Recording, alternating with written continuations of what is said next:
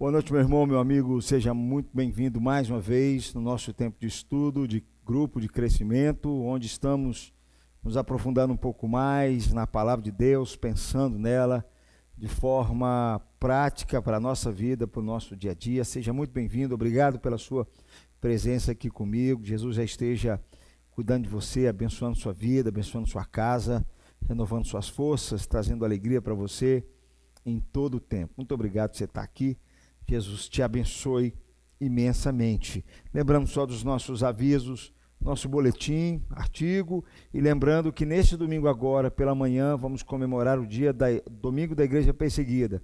Então, no culto das 10 horas, vamos estar saindo no nosso boletim falando sobre isso, mas vamos estar no domingo agora, pela manhã, pensando sobre esse tema importante, que é uma igreja que anda perseguida pelo mundo afora, ou perseguida de outras maneiras também. Então, está no nosso boletim, bem como também outros avisos importantes, oração, estamos pedindo aí o pastor Eliezer, um colega que está carecendo das nossas orações, lembrando os irmãos também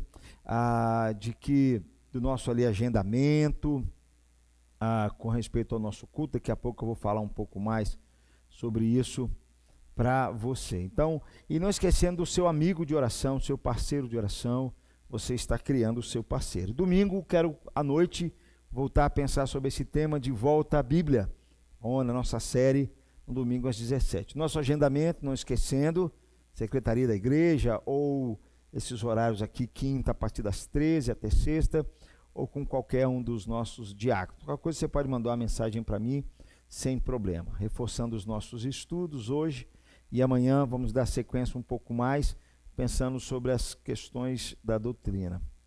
E o coronavírus, queridos, estou colocando esse aviso aqui para te lembrar, para você continuar com os mesmos cuidados. Eu sei que agora está um tempo melhor, graças ao nosso Deus, louvado a Deus por isso, mas precisamos continuar com os mesmos cuidados, temos de álcool gel, de a gente ter cuidado com a máscara e tudo mais, não esquecermos disso, tá bom, meus irmãos? Salmo 119, versículo de número 65 ao 72, leia comigo, por favor, se aproxime de quem está perto da sua casa, aí, junto à sua família, junto aos seus filhos, quem estiver aí, e junto comigo, de voz audível, de forma audível, lermos esse texto da porção das Escrituras. Tens feito bem ao teu servo, Senhor, segundo a tua palavra. Ensina-me bom juízo e conhecimento, pois creio nos teus mandamentos. Antes de ser afligido, andava errado, mas agora guardo a tua palavra. Tu és bom e fazes o bem. Ensina-me os teus decretos. Os soberbos têm forjado mentiras contra mim. Não obstante, eu guardo de todo o coração os teus preceitos.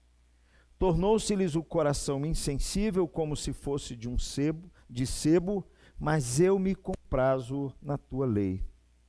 Foi-me bom ter eu passado pela aflição, para que eu aprendesse aos teus decretos. Para mim vale mais a lei que procede da tua boca, do que milhares de ouro ou de prata. Foi-me bom ter passado pela aflição, para que eu aprendesse os teus decretos. Você já parou para pensar sobre isso?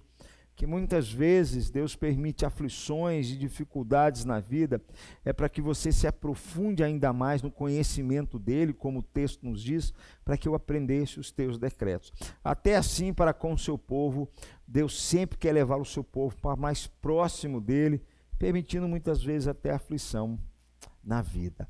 João Alexandre vai soltar nesse momento agora um momento de oração, enquanto ele solta um áudio, e nós vamos nos juntar agora em oração. Aproveite esse tempo, queridos, coloque diante de Deus, coloque de joelho, clame a Ele, esse tempo tão gostoso, essa chuva caindo, tempo de nós aquietarmos o nosso coração, é o momento de nós nos descansarmos em oração nesse instante. Junte aí com a sua família e vamos orar.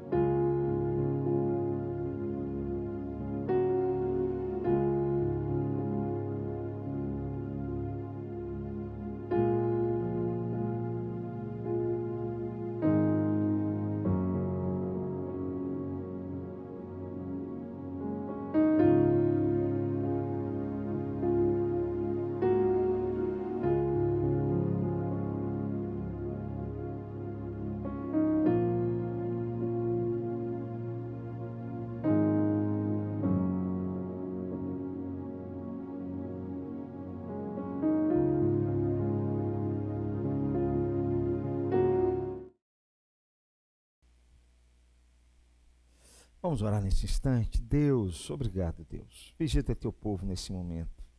Essa chuva que cai é demonstração do teu cuidado para com a tua criação, mas da mesma forma também é o Senhor dizendo que aqueles que buscam a tua palavra, como Jesus diz, nem só de pão viverá o homem, mas de toda a palavra que procede da tua boca, assim também viverá o homem. Pai, minha oração é que nesse momento nós nos alimentemos mais, cada vez mais da tua palavra, Deus, da tua verdade. Abra o nosso entendimento, o nosso coração, revigora as nossas forças no Senhor. Abençoe teu povo para que está agora me ouvindo. Nos visite, ó Deus, com a tua graça e com teu favor. Precisamos do Senhor, Deus, em todo o tempo. É o que eu oro e agradeço em nome de Jesus. Amém e amém. Quero cantar com você nesse momento, só de ouvir tua voz. Vamos abrir a palavra de Deus, que eu peço que você ouça a voz do nosso Deus neste momento. Só de ouvir tua voz, os meus medos se vão. Vamos cantar juntos nesse momento?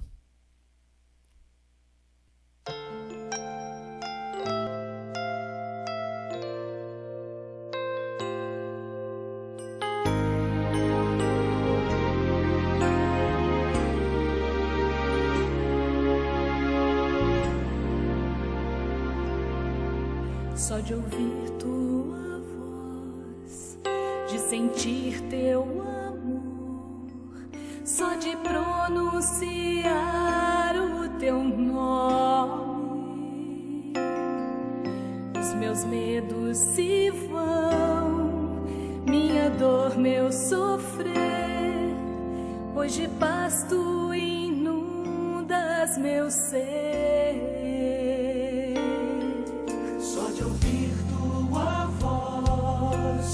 Sentir teu amor, só de pronunciar o teu nome, os meus medos se vão, minha dor, meu sofrer, pois de paz tu inundas meu ser. Jesus, que doce transforma em alegria meu triste coração. Jesus, só o teu nome é capaz de dar ao homem salvação.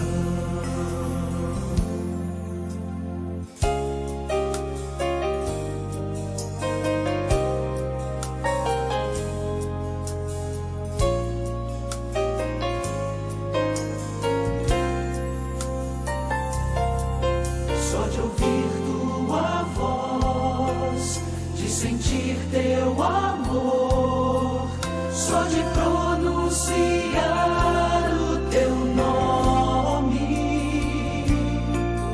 os meus medos se vão, minha dor, meu sofrer, pois de paz tu inundas meu ser. Jesus, que doce nome, transforma em alegria o meu triste coração. Jesus, só o teu nome é capaz de dar ao homem salvação. Jesus, que doce nome, transforma em alegria o meu triste coração. Jesus, só o teu nome é capaz de dar ao homem salvação. É capaz de dar ao homem salvação.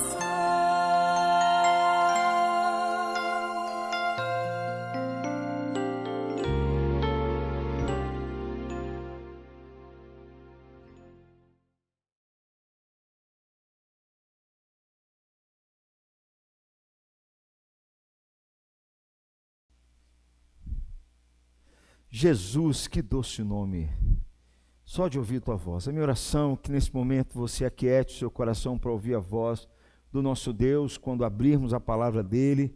E hoje, pensando um pouco mais sobre a Bíblia, como nós já começamos a falar na terça-feira passada, domingo estou com uma série sobre esse tema, voltando de volta à palavra de Deus, de volta à Bíblia, e quero continuar o que eu falei no domingo passado, na terça-feira passada, pensando sobre a Bíblia, porque a palavra de Deus nos diz que a lei do Senhor é perfeita e ela restaura a alma. Precisamos conhecê-la, nos aprofundar cada vez mais.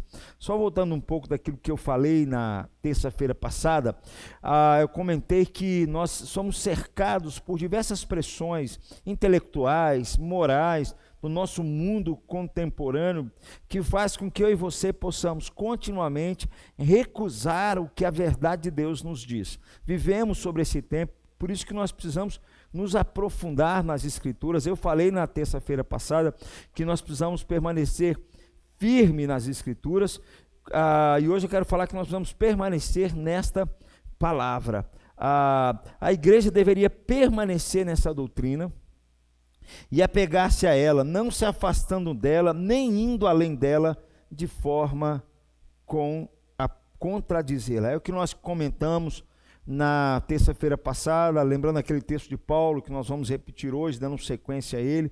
Paulo dizendo que nos últimos dias, e quando ele escreve a Timóteo, 1 Timóteo 3, verso 1, o que ele está falando nos últimos dias não é o fim dos tempos, próximo ao fim dos tempos. O que Paulo está falando a Timóteo é o seu próprio tempo, é o seu momento, é o nosso momento, é isso que ele está dizendo. As pressões seriam, os homens seriam avarentos, egoístas, jactanciosos, mais amantes dos prazeres do que amigos de Deus. É o tempo que nós estamos vivendo, por isso que é mais do que necessário nós não nos afastarmos da doutrina, nos afastarmos das Escrituras, porque nós vivemos no mesmo tempo. E aí eu convido você a ler comigo, eu faço questão de repetir esse texto, porque nós vamos dar sequência a ele, do que eu comecei na terça-feira passada, lembrando que um discípulo, ele conhece a palavra, ele se apega à palavra. É o que eu quero lembrar você nessa noite, pouco mais. Leia comigo aí onde você estiver, 2 Timóteo, capítulo 3, versículos 1 a 4, capítulo 8. Sabe, porém, isto, nos últimos dias sobrevirão tempos difíceis, pois os homens serão egoístas, avarentos, jactanciosos, arrogantes, blasfemadores, desobedientes aos pais, ingratos, irreverentes, desafeiçoados, implacáveis, caluniadores, sem domínio de si, cruéis, inimigos do bem, traidores, atrevidos, enfatuados, mais amigos dos prazeres que amigos de Deus, tendo forma de piedade, negando-lhe, entretanto, o poder. Foge também desses, pois entre estes se encontram os que se penetram sorrateiramente nas casas e conseguem cativar mulherinhas sobrecarregadas de pecados, conduzidas de várias paixões, que aprendem sem jamais poder chegar ao conhecimento da verdade. E do modo porque Janes e Jambre resistiram a Moisés, também esses resistem à verdade. São homens de todo corrompidos na mente, réprobos quanto à fé. Eles, todavia, não irão avante, porque a sua insensatez será a todos evidente, como também aconteceu com a daqueles. Tu, porém, Timóteo, tens seguido de perto o meu ensino, procedimento, propósito, fé, longanimidade, amor, perseverança, as minhas perseguições e os meus sofrimentos, a quais me aconteceram em Antioquia, Icônio e Listra, que variadas perseguições tenho suportado. De todas, entretanto, me livrou o Senhor. Ora, todos quanto querem viver piedosamente em Cristo Jesus serão perseguidos, mas os homens perversos e impostores irão de mal a pior, enganando e sendo enganados. Tu, porém, permanece naquilo que aprendestes e de quem foste inteirado, sabendo que de quem o aprendeste e que desde a infância sabes as sagradas letras, que podem tornar-te sábio para a salvação pela fé em Cristo Jesus. Toda a Escritura é inspirada por Deus e útil para o ensino, para a repreensão, para a correção, para a educação na justiça, a fim de que o homem de Deus seja perfeito e perfeitamente habilitado para toda boa obra. Conjuro-te perante Deus e Cristo Jesus, que há de julgar vivos e mortos, pela sua manifestação e pelo seu reino, prega a palavra, insta, quer seja oportuno, quer não, corrige, repreende, exorta com toda longanimidade e doutrina, pois haverá tempo em que não suportarão a sã doutrina, pelo contrário, cercar-se-ão de mestres segundo as suas próprias cobiças, como que sentindo coceiras nos ouvidos. E se recusarão a dar ouvido à verdade, entregando-se a fábulas. Tu, porém, sê sóbrio em todas as coisas, suporta as aflições, faz o trabalho do evangelista, cumpre cabalmente o teu ministério. Quanto a mim, estou sendo já oferecido por libação e o tempo da minha partida é chegado. Combati o bom combate, completei a carreira, guardei a fé. Já agora a coroa da justiça me está guardada, a qual o Senhor, reto juiz, me dará naquele dia, e não somente a mim, mas a todos quanto amam a sua vinda. Eu compartilhei desse texto, hoje eu quero continuar pensando um pouco mais sobre ele, e aí encerramos na quarta-feira passada, mostrando três características do nosso tempo, que as Escrituras criticam firmemente e nos aconselham a evitar: o amor mal direcionado, uma religião vazia e um culto a uma mente aberta. Tratamos disso na terça-feira passada. Hoje, e aí o que nós falamos é que nós precisamos permanecer firmes na palavra diante desse tempo aqui, diante do tempo a qual nós estamos vivendo. Portanto, meu irmão, para você, a coisa mais importante é você permanecer firme nessa palavra. Hoje eu quero dar sequência, não é só permanecer firme, nós precisamos ficar firme, nós precisamos permanecer nessa palavra. O texto que lemos, o apóstolo Paulo, ele faz menção aqui de homens perversos e impostores, no verso de número 13, ele faz menção a isso. Veja comigo, ó. Os homens perversos e impostores irão de mal a pior, enganando e sendo enganados.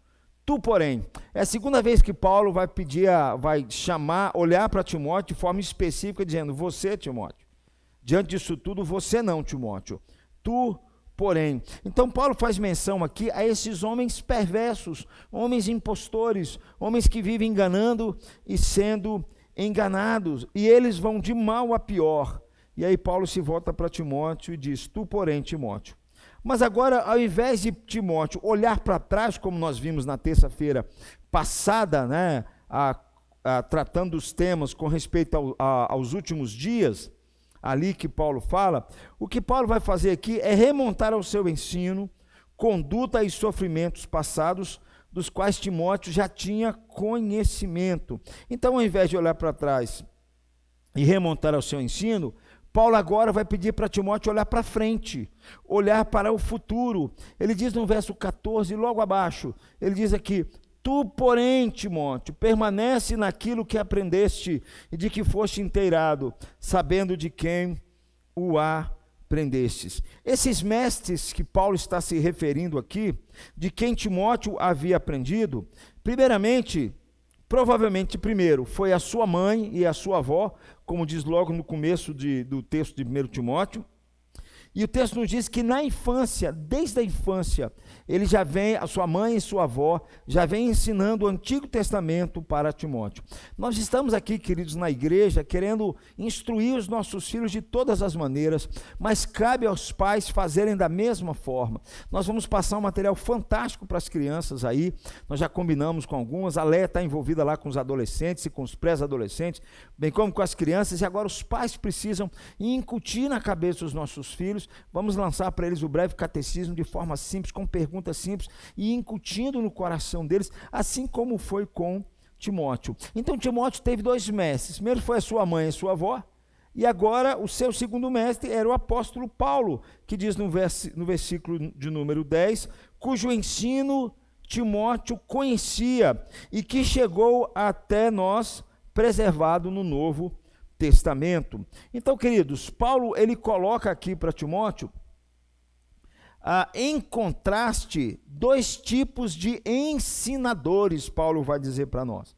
De um lado, Paulo vai dizer que existem aqueles impostores e enganadores no versículo número 13. Oposto a isso, existe a sua mãe e o seu mentor, que é o próprio apóstolo Paulo, que lhe havia ensinado as Escrituras. Nós mesmos, queridos, que vivemos hoje no século 21, nós precisamos atentar para a mesma exortação.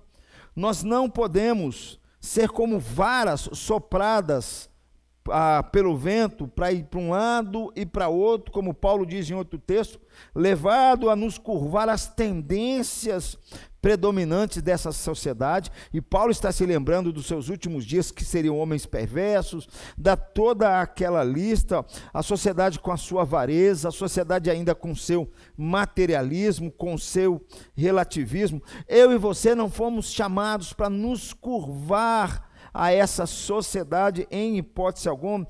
Pelo contrário, nós fomos chamados a ficar firmes, a permanecer firmes na palavra, rejeitando de todo o padrão que tenta assumir o padrão daquilo que nós entendemos da palavra do nosso Deus, a verdade que ele já deixou, a bondade que ele expôs na sua palavra. Pelo contrário, nós devemos continuar firmes na Escritura, tanto no Velho quanto no Novo Testamento. É isso que Paulo está pedindo aqui. Ele está dizendo de Timóteo, ele tinha tanto a sua mãe como mentor, sua avó, como o próprio apóstolo Paulo, contrário a esses impostores e enganadores. Mas por que, queridos? Por que a Escritura deve ocupar um lugar tão importante na nossa vida?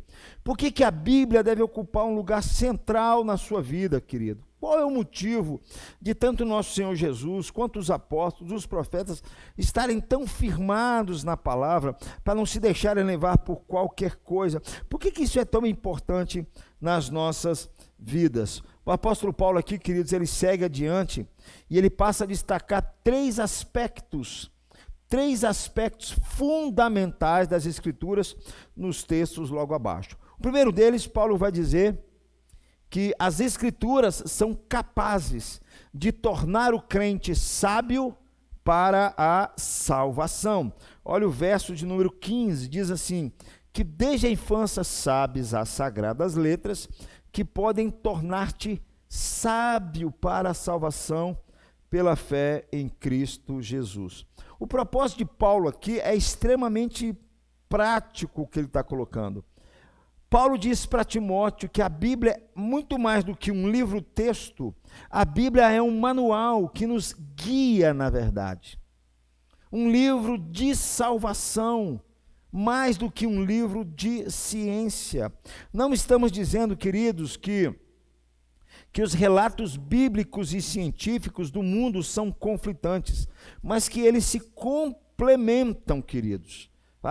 O papel da Bíblia é um manual, mais um livro de salvação do que de ciência, e os seus relatos bíblicos e científicos simplesmente se complementam, queridos. É isso que a Bíblia fala. A Bíblia não é um livro científico, como eu vou falar para você, mas ela não está oposta à questão da ciência, mas ela se complementam. E tem mais, querido, o propósito de Deus nas Escrituras não é revelar fatos que podem ser descobertos pelo método científico da observação e da experiência. Pelo contrário, a Bíblia se refere a uma história do povo de Israel, e nós precisamos mergulhar naquela história do povo, mergulhar e entender que aquela história é a nossa história. E Deus, queridos, a Bíblia é narrativa, como diz um certo missionário. A Bíblia não tem, como nos diz aqui, não é para revelar fatos que podem ser descobertos pelo método da ciência. A igreja apanhou demais por causa disso aqui. No século, logo no começo da história da igreja, no tempo da reforma também, aqueles que deveriam olhar, aqueles que olhavam para a Bíblia e achavam que ela precisava ser interpretada simplesmente por meio de um método científico, e tudo que estivesse fora daquilo que a razão, daquilo que o método científico dissesse, eu precisava descartar. A igreja já largou isso.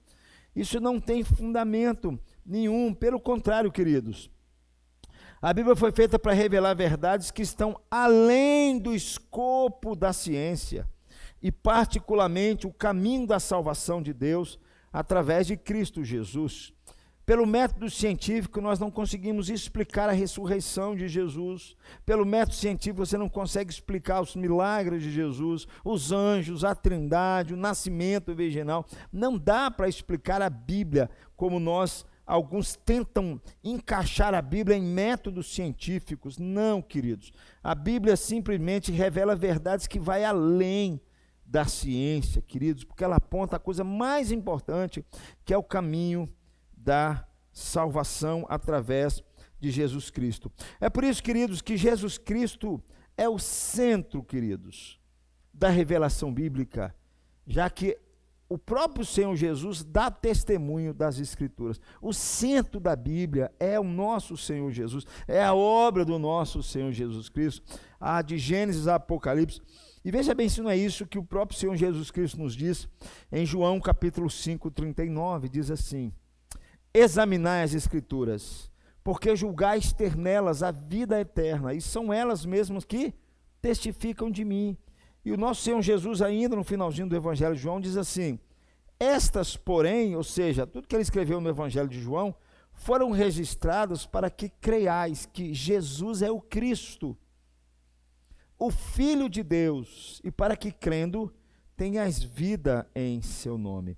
Como diz um certo escritor, ele diz o seguinte: o centro da Escritura, que a resume e a torna viva, ou a mensagem central da Escritura, que a explica e justifica, é Jesus Cristo. Ler a Bíblia sem encontrá-lo é lê-la erradamente, é pregar a Bíblia, e pregar a Bíblia sem proclamá-lo é pregá-la falsamente. Querido, isso é muito importante. Ler a Bíblia sem encontrá-la é lê-la erradamente.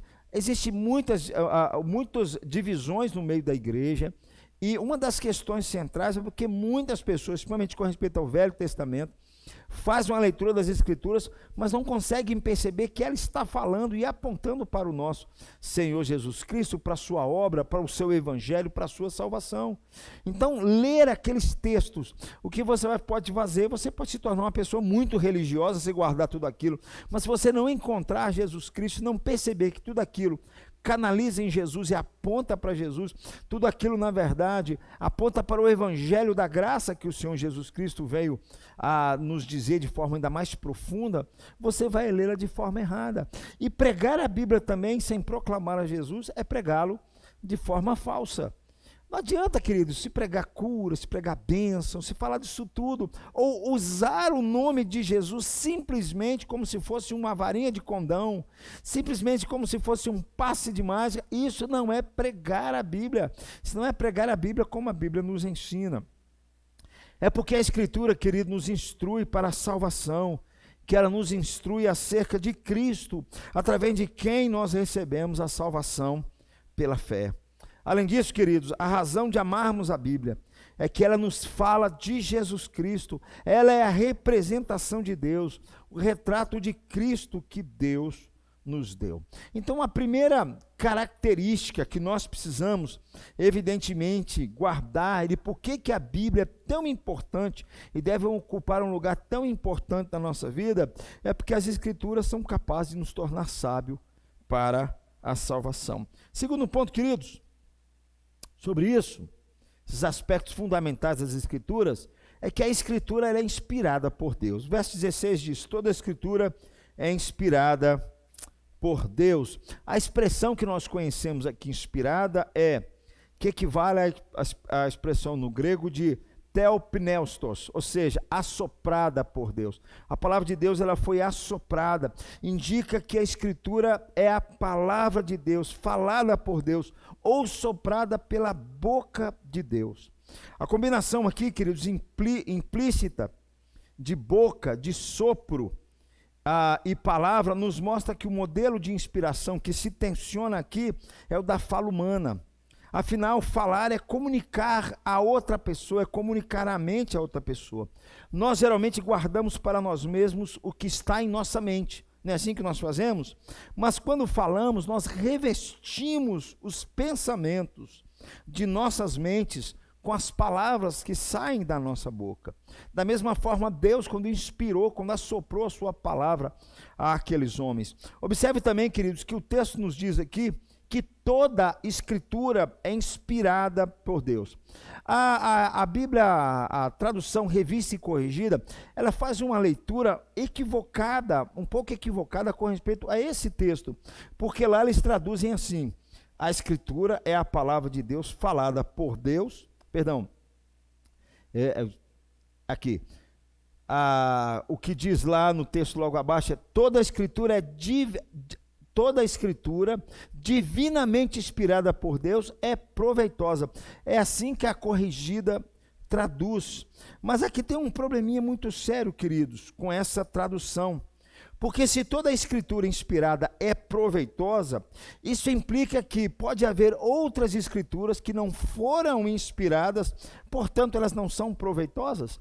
Pode jogar até a ciência fora nesse sentido, o que é escrito. Portanto, essa tradução aqui não ficou boa. Mas, em primeiro lugar, o conceito da escritura não inspirada é uma contradição de termos, pois a escritura simplesmente significa um escrito inspirado. Quando ele escreve que toda a escritura divinamente inspirada, ele tropeça nessa questão. Segundo lugar aqui, que a corrigida nesse ponto não foi muito feliz, ela omite, sem suficiente fundamento, uma palavrinha aqui, e ou também. Isso mostra que Paulo não está fazendo uma declaração assim: toda a escritura divinamente inspirada é proveitosa. Ou seja, como se fossem duas declarações.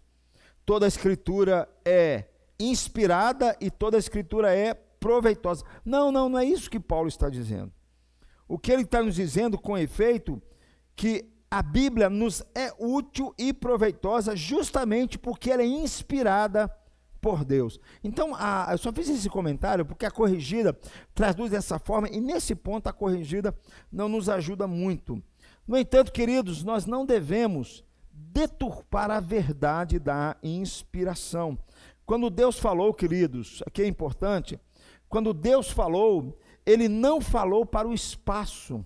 Quando Deus falou, nem escreveu documentos que deixou por aí para serem descobertos, por exemplo, como o livro dos Mormons, lá, dizendo que Deus deixou um livro que precisa ser descoberto lá, e Joseph Smith, o fundador dos Mormons, que reivindica essa ideia com relação às suas placas de ouro. Não, queridos, a Bíblia, esse texto inspirada por Deus, joga por terra essa ideia.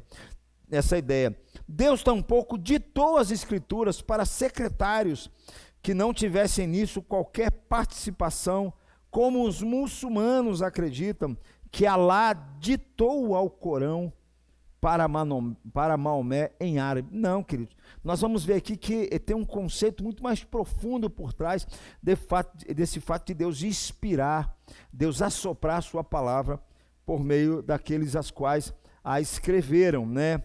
De maneira alguma, queridos, ao falar em processo de inspiração, nós estamos dizendo que os autores humanos, mesmo enquanto Deus falava para eles, através deles, estavam eles mesmos ativamente engajados presta atenção, pesquisa histórica, na reflexão teológica e na composição literária.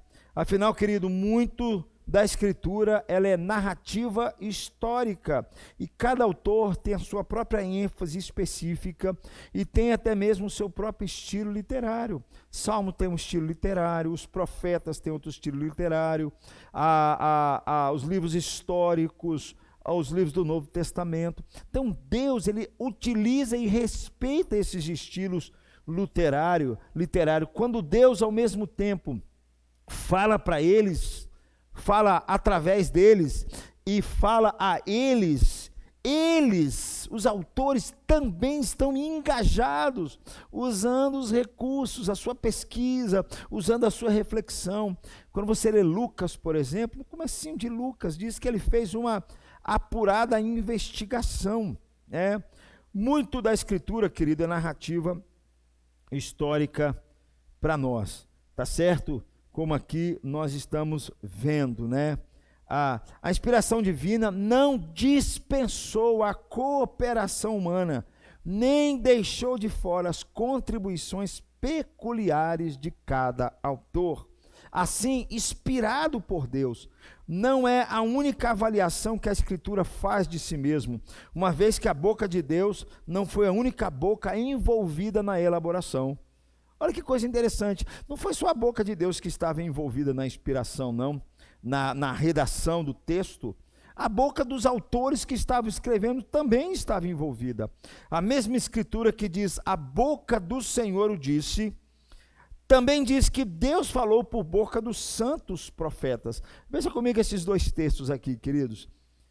Isaías 1:20, mas se recusardes e fordes rebeldes, sereis devorados à espada, porque a boca do Senhor o diz. Olha comigo Atos 3:19, arrependei-vos, pois, e convertei-vos para seres cancelados dos vossos pecados, né? Ou seja, Deus falou e continua falando por meio da boca dos seus profetas, mas não dispensou a cooperação deles, queridos. É o que nós entendemos e é a melhor forma de compreendermos como a Bíblia foi escrita. A Escritura, queridos, aqui é importante, saiu da boca de quem? Da boca de Deus ou da boca dos profetas? O que vocês acham? As Escrituras saíram da boca de Deus ou da boca dos profetas? De ambos, queridos. De ambos. Na verdade, Deus falou por intermédio dos autores humanos, mas de tal maneira que as suas palavras eram simultaneamente as palavras deles, e as palavras deles eram simultaneamente as palavras de Deus. É isso, queridos, que as coisas andam juntas. E isso significa uma dupla autoria da Bíblia. A Escritura é igualmente palavra de Deus e as palavras dos seres humanos, ou melhor, ela é a palavra de Deus através das palavras dos seres humanos. Você já parou para pensar sobre isso, queridos? Isso é muito importante quando temos a palavra de Deus nas nossas mãos, para compreendê-la, e aqui eu vou, um pouco mais à frente, eu vou explicar por que isso é fundamental. A Escritura é a palavra de Deus através das palavras dos seres humanos. É essencial que se mantenham juntas as duas autorias. Alguns teólogos, tanto antigos quanto modernos, queridos, católicos e protestantes, têm se referido a duas naturezas de Cristo. Nós cremos assim, como se isso fosse uma analogia aqui para nós, as duas naturezas de Cristo, né? O paralelo, se bem que não seja exato, ele é sim esclarecedor.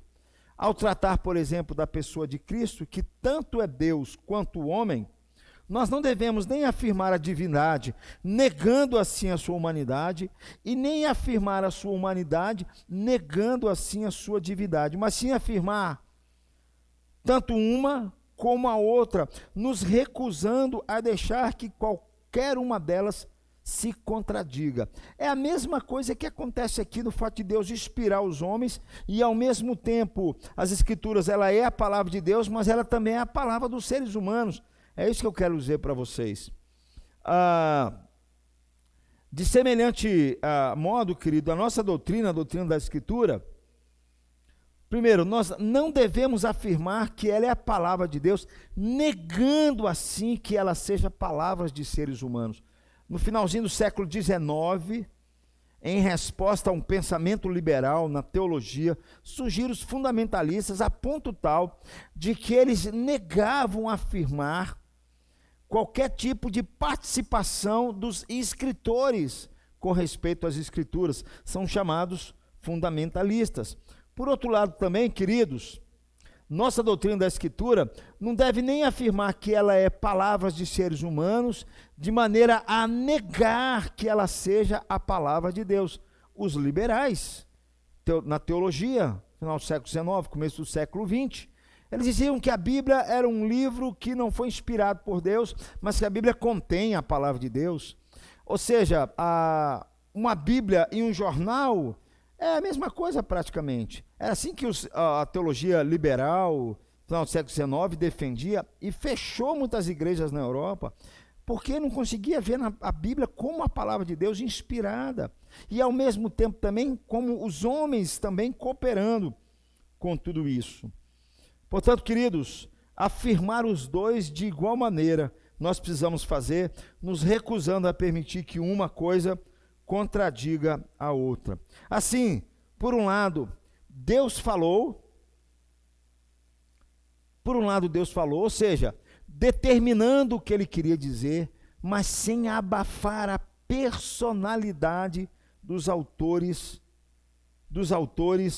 humanos, queridos. Primeira coisa importante é isso. Olha Hebreus capítulo 1, verso 1. Diz aqui: havendo Deus outrora falado muitas vezes e de muitas maneiras aos pais pelos profetas. Ou seja, Deus falou, determinando o que ele queria dizer, mas sem abafar a personalidade humana. Deus falou muitas vezes aos pais pelos profetas. Por outro lado, querido, os seres humanos também falaram. Não foi só Deus que falou, os seres humanos também falaram, usando livremente as suas faculdades, mas sem distorcer a verdade que Deus estava falando através deles. Olha 2 Pedro 1, verso 21. Porque nunca, jamais, qualquer profecia foi dada por vontade humana. Entretanto, homens santos falaram da parte de Deus, movidos pelo Espírito Santo. Perceba, querido, as duas coisas, os seres humanos também falaram. Portanto, nós não temos o direito de declarar que essa combinação é impossível. Dizer isso, como já dizia um teólogo do século XX, seria indicar uma falsa doutrina de Deus, essa impossibilidade dessa combinação. Nesse caso, particularmente, a providência de Deus. Por isso, queridos,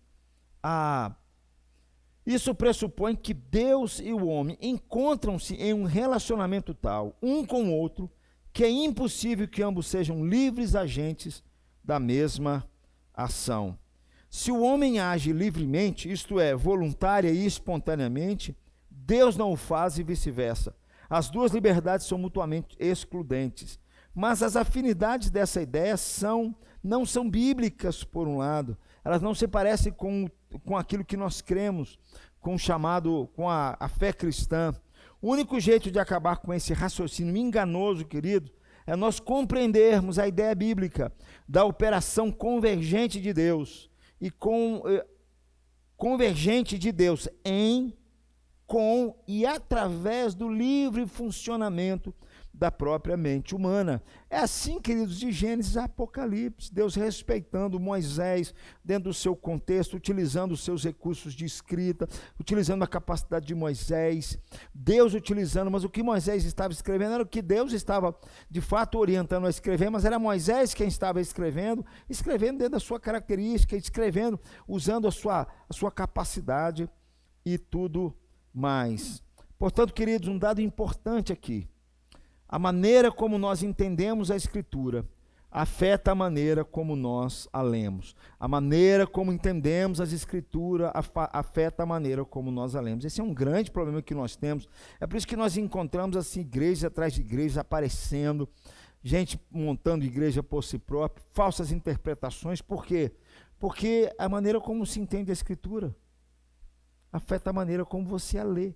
Por isso que hoje é muito comum as pessoas levarem a sua interpretação para as Escrituras, ao invés de deixar as Escrituras falarem na verdade, né? A sua dupla autoria, especialmente, requer de nós uma dupla abordagem. Já que a Escritura, queridos, é a palavra de Deus, nós deveríamos lê-la diferentemente de qualquer outro livro. E aqui eu quero chamar a sua atenção. Como é que nós deveríamos ler as Escrituras? Sobre os nossos joelhos, com humildade, reverência e oração, pedindo ao Espírito Santo que nos ilumine. É assim, nessa forma que precisamos ler. E mais uma vez, querido, a Escritura é também palavras dos seres humanos. Nós deveríamos lê-la.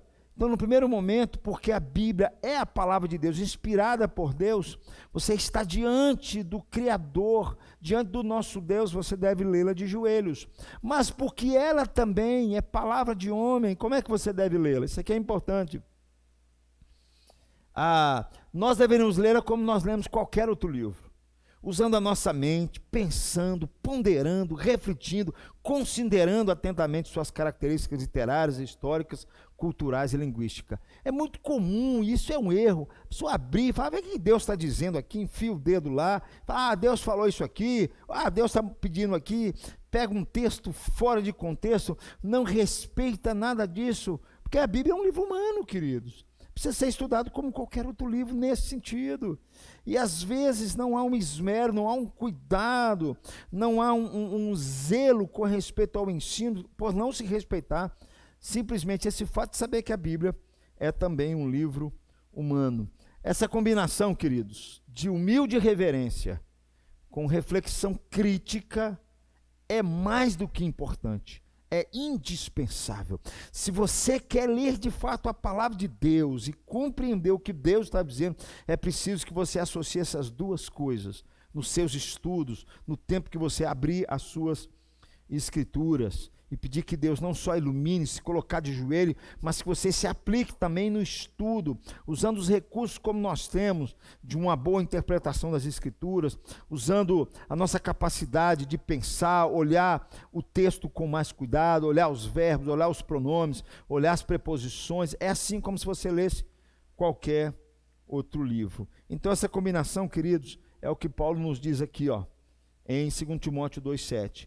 Pondera o que acabo de dizer, porque o Senhor te dará compreensão em todas essas coisas. Pondera, Timóteo, o que eu acabei de te falar, Paulo diz a Timóteo. Pense, reflita. Aí, use a sua capacidade, use a sua inteligência, porque o Senhor te dará compreensão. As duas coisas estão juntas na nossa vida, querido. Terceiro e último lugar, queridos. A Escritura é útil. Eu falei que as Escrituras são capazes de tornar-te sábio para a salvação. A Escritura também é inspirada por Deus. E em último lugar, por que a Escritura, qual é a característica da Escritura? Porque ela é útil. Toda a Escritura é inspirada por Deus, útil para o ensino, para a repreensão, para a correção, para a educação na justiça, a fim de que o homem de Deus seja perfeito, perfeitamente habilitado para toda boa obra. Ela pode fazer muito mais do que só nos instruir para a salvação. Ela é também útil para o ensino, como o texto nos diz, e para nos corrigir, e para nos educar. Em outras palavras, a palavra de Deus ela é proveitosa, tanto para a doutrina, ou seja, ensinar a verdade, corrigir o erro, como para a ética, repreender o pecado e orientar para uma vida santa. Há uma tendência muito grande dos cristãos desequilibrarem essas coisas, se apegarem demais à doutrina e não perceber que o que a Bíblia está falando também tem a ver com a sua vida ética, ou o contrário, se apega demais às suas questões éticas e não se aplicam à doutrina. Não, minha vida está muito correta, não preciso saber muito dessas coisas. Não, queridos, é o que Paulo está dizendo aqui para nós. É assim que nós vamos levar adiante a fé cristã, é assim que nós vamos levar o nosso comportamento cristão, até que nós nos tornemos homens e mulheres perfeitamente habilitados à estatura de varão perfeito, como Paulo nos diz aqui, para toda boa obra. Assim, queridos, a Bíblia tem um papel essencial a desempenhar em nosso crescimento até atingirmos a maturidade de Cristo. Em contraposição isso, em oposição a isso, o que nós temos são enganos. São enganos. Se você não se aplicar as Escrituras estudando, como nós falamos aqui antes, como eu falei aqui antes, os homens perversos e impostores, eles vão tomar o seu coração, eles vão tomar o coração dos seus filhos. Timóteo deveria continuar na palavra de Deus, tanto nas Escrituras do Antigo Testamento, como nos ensinos do apóstolo Paulo. Queridos, deveríamos fazer o mesmo como crentes. Deveríamos fazer o mesmo como crentes. Não podemos ser analfabetos bíblicos ou leitores, aqueles leitores que não conseguem entender o que estão lendo, sabe? Isso é importante, queridos. Graças a Deus, meus irmãos, pela Bíblia, Deus não nos deixou tateando às cegas na escuridão, mas Deus nos deu uma luz para indicar o caminho. Ele não nos abandonou, nos debatendo, nos soltando para que eu e você possamos nos debater em mares revoltos. A Escritura, queridos, é para nós uma rocha, na qual encontrar o chão e firmeza. É a nossa resolução, e nossa resolução deveria ser estudá-la, crer nela e obedecê-la. É assim, queridos. Estou falando isso um domingo à noite, justamente sobre isso. Nós precisamos estudar essa palavra, crer nessa palavra, obedecer essa palavra, perceber que, entender que ela é viva, ela é eficaz, ela precisa continuar falando, nos direcionando, tanto na doutrina quanto na ética. Precisamos nos aplicar ao estudo, é isso que Paulo está pedindo a Timóteo. Precisamos nos aplicar a sua verdade, em obedecê-la acima de tudo. Precisamos crer acima de tudo que ela foi inspirada por Deus e ela é útil para a salvação e mais, para o nosso dia a dia, para tudo da vida. Portanto, meu amigo, eu quero desafiar você, a partir de hoje, a se voltar para as Escrituras, ainda mais, com mais propriedade, com um coração mais desejoso ainda de conhecê-lo. Eu quero orar por você, queridos, eu quero pedir a Deus pela sua vida, para que Jesus visite o seu coração nesse momento, e que você, ao término desse estudo, você fala assim: eu preciso me aplicar mais, eu estou muito distante, eu já nem sei onde está a minha Bíblia, eu já não sei o que eu estou fazendo, eu já não estou conseguindo mais lê-la. Volte, querido, volte e se coloque de joelho diante desse Deus de forma humilde, peça que Ele fale ao seu coração, se aplique ao estudo dessa palavra. Quero orar por você. Pai, muito obrigado, Deus, por esse tempo que o Senhor me deu de compartilhar a porção da Tua palavra com os meus irmãos e amigos. Obrigado porque eles estão aqui presentes, ó Deus, podemos compartilhar isso juntos. Mas, Pai, cuide de cada um deles, e principalmente na Tua palavra, Deus, que ela nos guia, ela é útil, Pai, para nós, ela é valorosa para o nosso coração. Deus amado, precisamos nos voltar firmemente, principalmente nos nossos dias, ó Deus, com tantos erros, com tantas heresias, com tantos falsos ensinos, com tantas coisas querendo tomar o nosso coração, bem como tomar os nossos filhos. Deus, tem misericórdia, Deus, visita teu povo e nos guarde, Pai, e nos ampare, no nome santo de Jesus. Amém e amém. Que Jesus te abençoe, querido, nessa noite, que a graça dele esteja sobre você hoje e sempre, que ele fique contigo, em nome de Jesus. Amém e amém.